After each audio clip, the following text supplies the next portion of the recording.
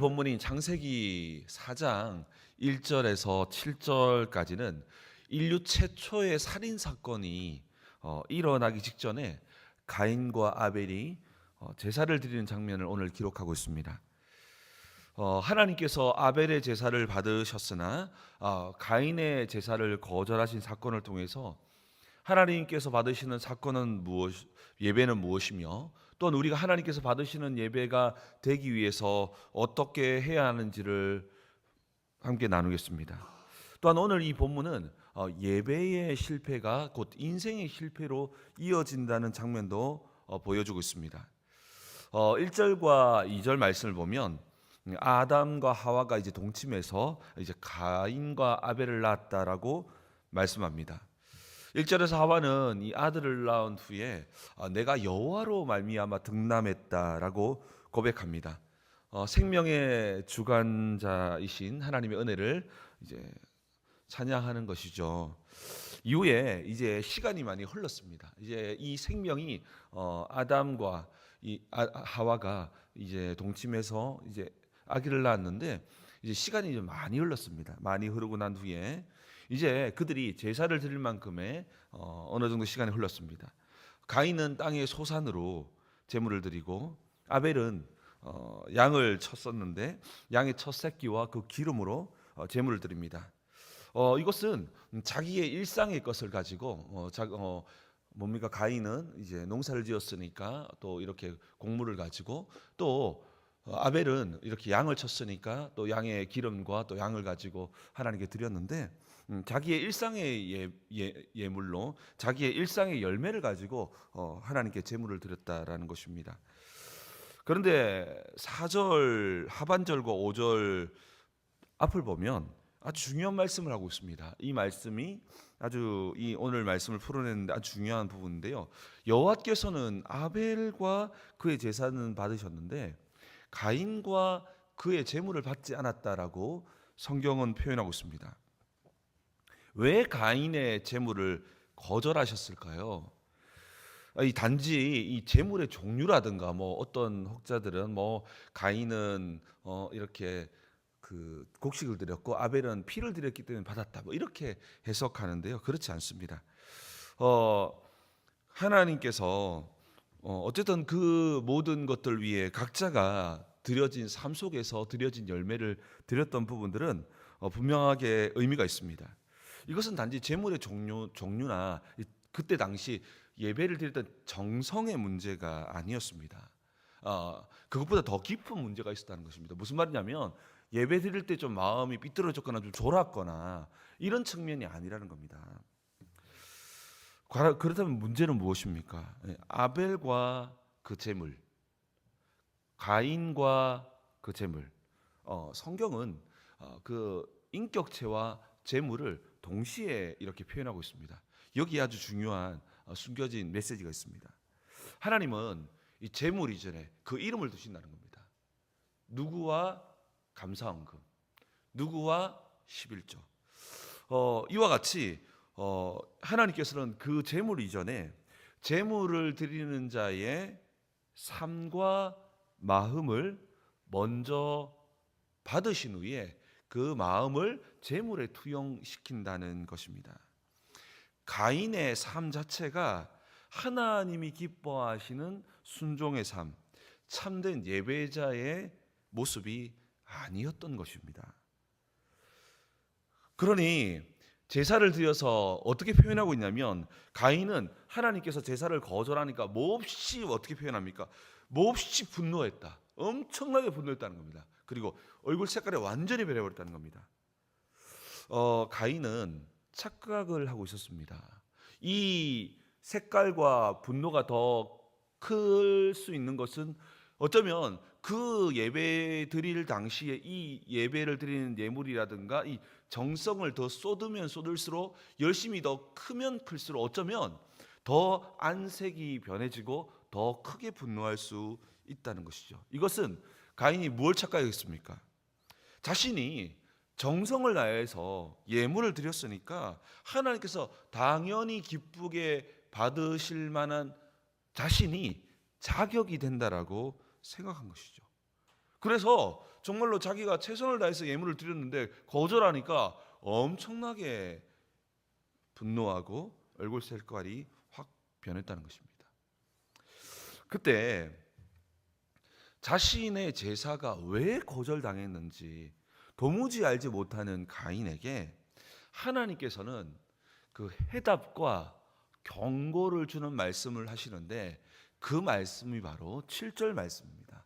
우리 7절 말씀을 다시 한번 더 함께 읽도록 하겠습니다. 읽겠습니다. 시작. 내가 선을 행하면 어찌 낯을 들지 못하겠느냐. 선을 행하지 아니하면 죄가 문에 엎드려 있느니라. 죄가 너를 원하나 너는 죄를 다스릴지니라. 아멘.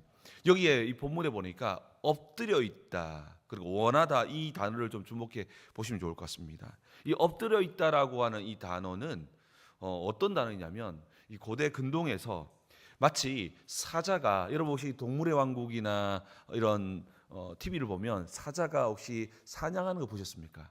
사자는 이렇게 갈대숲이나 이렇게 웅크리고 있다가 이렇게 상대가 약간 머뭇거리고 있을 때, 긴장이 풀려 있을 때 갑자기 덮치죠. 이와 같이 이 엎드려 있다라는 이 표현은 마치 맹수가 웅크리고 숨어 있는 어떤 모습을 표현하는 단어입니다. 그래서 이 대적 사탄은 웅크리고 정말 공격할 때는 어마어마한 속도로 공격하지만 맹수처럼 숨어서 우리의 인생을 도둑질하고 죽이기 위해서 이렇게 웅크리고 있는 장면을 묘사합니다. 베드로는 이러한 모습을 영적 원리를 이렇게 선포하죠. 우리가 알고 있는 베드로전서 5장 8절에 어떻게 말씀하고 있냐면, 근신하라, 너희 대적 마귀가 우는 사자같이 두루다니며 삼킬 자를 찾나니. 이 삼킬 자를 찾나니, 이 단어의 묘사가 엎드려 있다, 엎드려서 이렇게 덮치려고 숨어 있다는 거, 보이지 않습니다. 숨어 있다라는 것이죠. 그리고 이 원하다라는 이 단어도 조금 의미 있는 단어입니다. 원하다라고 하는 이 단어는 어떤 의미가 숨어 있냐면, 그냥 원한다 이것보다 더 깊은 의미가 뭐냐면, 뭘 원하냐? 통제하고 지배하기를 원한답니다. 그러니까 덮치는 이유가 뭐냐면, 그냥 단순하게 이 덮쳐서 그냥 우리를 괴롭히는 정도가 아니라 우리를 괴롭히는 방향이 통제하고 지배하려고 하는 모습이 그 단어 속에 숨어 있다는 것이죠. 이 죄라는 것이 웅크리고 있다가 우리가 영적으로 잠들어 있을 때에, 영적으로 긴장이 풀려 있을 때에 급박하게 급습하는데, 그때에 죄가 우리를 공격하는 방향은 우리 단순하게 해를 입히고 도망가는 게 아니라 마치 정말 우리의 영혼을 덮쳐서 우리 영혼을 지배해서 포로로 일평생 동안 끌고 가기를 원한다는 것입니다. 이게 죄의 특성이라는 것인데, 이 가인에게 이 단어 속에서 하나님은 바로 이러한 죄의 특성을 보여줍니다. 여러분, 죄는요, 우리 인생을 도둑질하고 죽이는 사탄의 통로입니다. 왜 사탄의 통로라고 설명을 하냐면, 여러분, 예수를 믿는 자들은 우리가 그리스도 안에 있으면 정말 사탄은 함부로 우리를 만지지도 못한다고 표현합니다. 우리가 두려워할 필요가 없다라는 것이죠.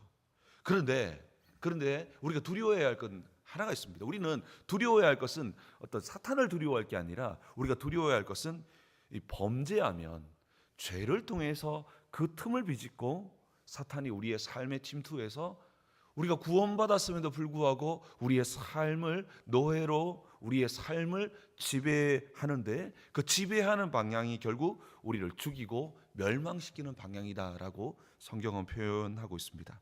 요한일서 5장 18절에 이렇게 말씀합니다. 같이 한번 읽어보겠습니다. 읽겠습니다. 시작. 하나님께로부터 난 자는 다 범죄하지 아니하는 줄을 우리가 아노라. 하나님께로부터 나신 자가 그를 지키심에 악한 자가 그를 만지지도 못하느니라. 아멘. 저는 이 말씀을 가지고 무속인들이, 정말 때로는 무속인들이 처음에 그 예수 믿고 난 후에 이렇게 공격을 많이 당하는데, 이 한 말씀 가지고 자유하게 됐다라고 하는 그 어떤 두려움에서 자유해서 그때부터 어둠의 권세가 완전히 떠나는 것을 경험했다라는 그런 간증을 들어본 적이 있는데요. 여러분, 정말 그렇습니다. 오늘 성경 그대로 하나님께 난 자들은 성경이 기록했잖아요. 악한 자가, 어둠의 권세가 만지지도 못한다. 왜냐? 우리는 하나님의 자녀니까. 그런데요, 이 죄를 허용하게 되면 우리의 쾌락과 우리의 방종과 이 모든 것을 허락하게 되면 그 틈을 비집고 들어와서 우리를 죽이고 멸망시키는 것입니다. 그래서 하나님께서는 우리 인생을 보호하기 위해서, 우리 인생을 정말 보호하기 위해서 죄를 짓지 말라라고 말씀하시는 겁니다. 요한복음 10장 10절은 우리가 잘 아는 말씀입니다. 도둑이 오는 것은 도둑질하고 죽이고 멸망시키려는 것뿐이요 내가 온 것은 양으로 생명을 얻게 하고 더 풍성히 얻게 하려는 것이라. 이 도둑이 누굽니까? 이 어둠의 권세거든요. 사탄이 오는 것은 우리 인생을 죽이고 멸망시키려고 침투한다는 것입니다. 그런데 문제는 무엇입니까? 이 사탄이 공격할 때 마치 광명의 천사처럼 너무 아름다운 편안함과 너무 아름다운 그런 세속적인 것들을 통해서 우리를 찾아와서 비집고 들어와서 어느 순간 보니까 우리의 삶은 도둑질 당하고 있고 이 풍성한 생명을 잊어버리게 된다는 것이죠. 이 사탄은 이와 같이 이 죄라고 하는 것을 통로로 이제 우리 인생을 멸망시킵니다. 그래서 하나님께서 어쩌면 죄를 짓지 말라고 하는 이 메시지 속에는 영적 싸움의 근원을 말하고 있습니다. 이게 사탄의 통로니까 이런 삶을 살면 되지 않아? 그러면 어둠의 권세가 너희가 구원받았음에도 불구하고 틈탈 수 있어 라고 말씀하시는 겁니다. 그래서 이 성경의 말씀은요, 우리를 괴롭히고 단지 우리를 심판하기 위한 메시지가 아니라 우리를 정말 보호하고 우리를 살리기 위해서, 우리의 행복을 위해서 기록한 것입니다. 그래서 신명기에 보면 이 모든 말씀은 너희의 행복을 위해서 내가 기록한 거 아니냐라고 말씀하고 있는 것입니다. 하나님은 오늘 이 가인에게 이러한 영적인 원리, 이 제 원리를 이 짧은 이 한 구절 안에서 가르치고 있는 것입니다. 맹수 같은 이 죄가 네 앞에 지금 엎드려져 있다. 너를 지배하려고 숨어 있다. 그래서 지금은 죄를 다스림으로 하나님의 이 생명의 풍성함을 누리라고 오늘 말씀하고 있는 것입니다. 여러분, 정말 오늘 말씀을 통해서 우리가 주 안에 거함을 통해서 풍성한 생명을 누리는 우리의 모든 구원의 삶을 회복하게 되기를 주님의 이름으로 축복합니다. 오늘 본문은 우리에게 전하는 핵심적인 진리는 뭐냐면, 우리는 우리의 마음을 지키고 죄를 다스리는 삶을 살아야지만 이 구원의 축복인 풍성한 삶을 살 수 있다는 것입니다. 이것이 하나님께서 원하시는 예배자의 모습이고, 그리할 때 이 땅의 풍성한 삶을 누릴 수 있다라고 오늘 본문은 궁극적으로 가인에게 또한 우리에게 말씀하고 있는 것입니다. 그러면 어떻게 하면 맹수처럼 우리를 덮치려고 하는 이 죄를 다스릴 수 있습니까? 이 죄를 다스려야 되거든요. 성경은 우리에게 죄를 다스리기 위해서는 세 가지 영적인 원리를 이해해야 한다라고 가르칩니다. 가장 첫 번째로는 죄를 다스리기 위해서는 소극적인 방어가 아니라, 안지어야지가 아니라 적극적으로 선을 행하고 여호와의 말씀에 순종하라는 것입니다. 여러분, 7절에 보니까 하나님께서 죄를 다스리는 비결을 암시하는 하나의 문구가 있는데, 선을 행하는 것. 여러분, 죄는요 그냥 안 지어야지해서 그냥 가만히 있다고 해서 피할 수 있는 것이 아닙니다. 도리어 마음이 비어 있으면, 불교에서는 마음을 비워야 한다고 하는데, 마음이 비어 있으면 죄는 그 틈을 비집고 들어올 때가 있습니다. 마태복음 12장 43절 이하를 보면 귀신이 나갔다가 돌아오는 장면을 기록하는데요. 그때 아주 표현이, 우리가 주목할 만한 표현이 있습니다. 그 마음이, 그 집이 비어 있고 청소된 것을 보고 더 악한 7 귀신을 데리고 그 마음 속으로 들어갔다라는 그런 표현이 있습니다. 여러분, 단순히 마음을 비우는 것만으로는 부족합니다. 그럼 어떻게 해야 됩니까?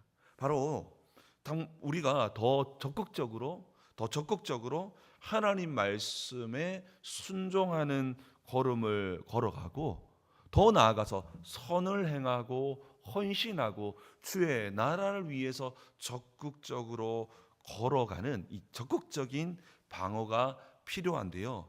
이것이 바로 또한 죄를 다스리는 길이라는 것입니다. 로마서 12장 21절에 보면 이런 말씀이 있죠. 악에게 지지 말고 뭐라고 합니까? 선으로 악을 이기라. 여러분, 선이 무엇입니까? 하나님의 선한 말씀에 순종함으로써, 하나님 말씀을 읽고 묵상하고 순종함으로써 악을 이기게 된다는 원리를 말하는 것입니다. 그냥 악을 이겨야지가 아니라 하나님의 선한 말씀을 순종하며 걸어갔는데 결국 시간이 지나 봤더니 어떻게 됩니까? 악을 이기게 되는 일들이 일어난다는 것이죠. 이때에 여호와의 말씀에 순종하는 그 걸음 가운데에 우리가 기도할 때만 하나님 나라가 임하는 것이 아니라 그때에 하나님 나라가 우리의 삶에 임재할 때, 그때에 눈에 보이지 않는 영적인 권세가 떠나가며 죄의 근원이 떠나가게 된다는 것입니다. 또한 두 번째로 우리가 또한 기억해야 될 것은 영적인 것도 중요하지만 또 하나 중요한 게 있습니다. 내 마음의 상태를 아주 민감하게 살펴야 한다는 것입니다. 여러분, 오늘 본문에서 아주 중요한 내용이 하나 있습니다. 가인이 몹시 분하여 안색이 변했을 때, 여러분 그렇지 않습니까? 흥분했을 때 확 올라갔다가 그 다음에 어떻게 합니까? 그 다음에 다운되죠. 얼굴이 확 붉어졌다가 조금 시간 지나면 어떻게 합니까? 캄다운 되잖아요. 근데 오늘 아주 중요한 장면이 뭐냐면 가인이 몹시 분하여 안색이 변했을 때 하나님이 찾아왔다. 무슨 말입니까? 마음을 통제할 수 있는 골든타임이 있습니다. 그러니까 내가 내 스스로 내 마음을 통제할 수 있는 골든타임이 있다고요. 근데 그 골든타임이 지나고 나면 죄가 나를 덮쳐버리고 그 죄가 나를 다스리기 시작합니다. 그때부터 내가 후회할 일을 한다는 것이죠. 여러분도 그런 기억 있지 않습니까? 내가 왜 그랬지? 여러분 전날에 아침에 일어나니까 내가 어젯밤에 우리 아내에게 왜 그랬지? 내 남편에게 왜 그랬지? 라는 그런 경험들 많이 있습니다. 많이 있을 것입니다. 왜 그런 생각을 할까요? 그런 생각을 하는 이유는 뭐냐면 돌아보니까 내가 무언가에 모르겠지만 뭔가에 지배당하고 끌려갔다는 것입니다. 그러면 우리가 꼭 기억해야 될 건 뭐냐면 이 골든타임이 있는데 이 골든타임이 지나버리면 내 마음을 다스릴 수가 없고 죄를 다스릴 수가 없고 그때부터는 죄가 나를 끌고 감으로써 쉽게 말해서 후회할 일을 한다는 겁니다. 내가 원하지 않는데 후회하는 거 뭡니까? 내가 왜 그랬지? 그래서 나는 그걸 원하지 않는데 내가 원하지 않는 것들이 내 안에서 튀어나온다는 겁니다. 그때부터는 죄가 나를 지배하기 시작한다. 그러니까 마음을 예민하게 살피라는 것은 바로 우리가 이러한 처음에 그런 마음이 올라왔을 때에 그냥 그것을 내버려 두지 말고 아니야라고 하고 우리가 통제하라는 겁니다. 우리가 통제할 수 있는 골든타임이 있다라는 겁니다. 그래서 잠언 4장 23절에 모든 지킬 만한 것 중에 네 마음을 지키라. 생명의 근원이 이에게서 남이니라. 내 안색이 변하고 마음이 거칠어질 때 이걸 방치하지 말라는 겁니다. 그러니까 하나님께서 그때에 급하게 가인을 찾아와서 또한 성령께서 우리 안에 그때에 급하게 우리를 찾아와서 방치하지 말라는 것입니다. 그리고 그것을 십자가 앞으로 가져와서 그것을 통제하라는 겁니다. 그때까지는 내가 통제할 수 있어요. 근데 그것을 계속 허용하면 그 죄가 나를 덮쳐버린다는 것입니다. 여러분 흥분이 그냥 갑니까? 서서히 쌓여서 폭발하는 거잖아요. 그 처음에 올라왔을 때 마음을 세밀하게 살펴서 아니야라고 하면서 그 자리를 떠나버리든가 말을 멈추든가 그 통제하는 것을 우리가 할 수 있다는 거예요. 근데 그 시간이 넘어가 버리면 어떻게 한다고요? 폭발하고 그 죄가 우리를 장악해서 우리가 후회할 행동을 하게 된다는 것이죠. 야고보서 1장 15절에 이렇게 말씀합니다. 욕심이 잉태한즉 죄를 낳고 죄가 장성한즉 사망을 낳는다. 욕심이 좀 태어났을 때는 통제할 수 있다는 것이죠. 근데 죄를 낳아버린 순간에 죄가 우리에게 닥쳐버리면 사망으로 죽이고 멸망시키는 이런 지배의 역사가 일어나게 된다는 것이죠. 또한 에베소 4장 26절 27절에서 어떻게 말씀하고 있습니까? 분을 내어도 죄를 짓지 말고 해가 지도록 분을 품지 말고 마귀에게 틈을 주지 말라. 골든타임이 있다는 겁니다. 이거를 그냥 놓쳐버리고 에이 놔두는 순간에 우리는 어떻게 된다고요? 죄의 지배를 당한다는 것이죠. 죄를 다스릴 수가 없다라는 것이죠. 골든타임을 놓치면 통제할 수 없기 때문에 우리 마음을 세밀하게 살펴서 올라왔은 그 순간에 통제할 수 있을 때는 우리에게 통제하라는 겁니다. 오늘 이 가인에게 지금 통제할 수 있는 골든타임이니까 지금 통제하라고 하나님께서 말씀하시는 겁니다. 그때 우리는 선포해야 됩니다. 내 안에 미워하는 마음, 시기하는 마음, 분노하는 마음, 내 모든 자존심, 이 모든 것들은 나사렛 예수 그리스도로 떠나가라라고 선포해야 한다는 것입니다. 그리고 그것이 아니라면 싸우려고 하지 말고 그 자리를 피해야 한다는 것입니다. 그것은 우리가 할 수 있다는 것이죠. 우리 마음을 예민하게 살펴라는 것입니다. 이를 위해서 정말 우리는 기도해야 됩니다. 기도도 또한 우리 마음을 살피는 너무 중요한 장르입니다. 우리가 기도할 때 빌립보서 4장 7절에 모든 지각이 뛰어난 하나님의 평강이 그리스도 예수 안에서 너희 마음을 또 생각을 지키시라라고 말씀하십니다. 마지막 세 번째는 무엇이냐면 내 힘과 의지가 아니라 성령님의 능력을 의지해야 됩니다. 맹수가 정말 때로는 내 모든 마음을 이 골든타임을 놓쳐서 우리가 통제할 수 없는 순간이 올 수도 있습니다. 여러분 죄의 세력은 우리가 생각하는 것도 훨씬 더 강합니다. 우리를 완전히 장악해버리고 우리를 덮쳐버린다는 것이죠. 그러니까 이 성령의 능력이 너무 중요합니다. 우리의 의지를 넘어서 성령님을 의지하는 게 너무 중요한데, 그래서 죄를 다스리는 힘은 바로 성령님을 통해서 공급받을 수 있는데, 성령 충만함이요 죄를 다스리는 가장 강력한 무기임을 믿으시기 바랍니다. 로마서 8장 2절에 그리스도 예수 안에 있는 생명의 성령의 법이 우리에게 생명을 부여하시고 풍성한 삶으로 이끄시는 생명의 성령이 죄와 사망의 법에서 너를 해방하였습니다. 성령께서 지금도 우리에게 힘 주셔서 이 죄 그리고 이 사망의 법, 어둠의 권세에서 우리를 해방한다는 것이죠. 성령의 능력이 우리를 끊어낸다는 것입니다. 여러분 정말 그렇습니다. 오늘 말씀처럼 우리 정말 마음이 민감해야 할 뿐 아니라 또 성령의 능력을 우리가 받음을 통해서 우리는 이렇게 영적 싸움에 승리해야 될 뿐 아니라 우리가 그냥 죄를 안 지어야지 이제 그런 마음을 가질 것이 아니라 적극적으로 여호와의 말씀에 순종하고 그 길을 걸어감으로써 죄를 다스리는 우리의 삶을 회복하기를 주님의 이름으로 축복합니다.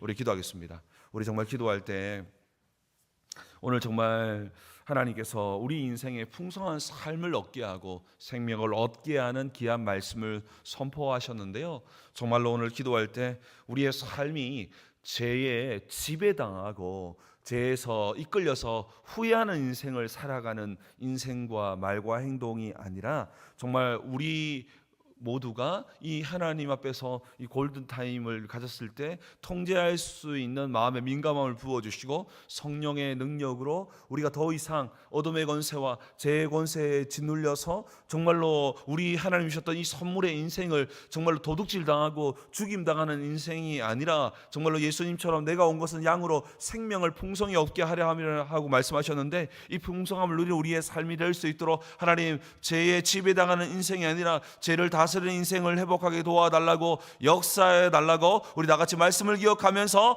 주여 한번 부르시는 후에 기도합니다. 기도하겠습니다. 주여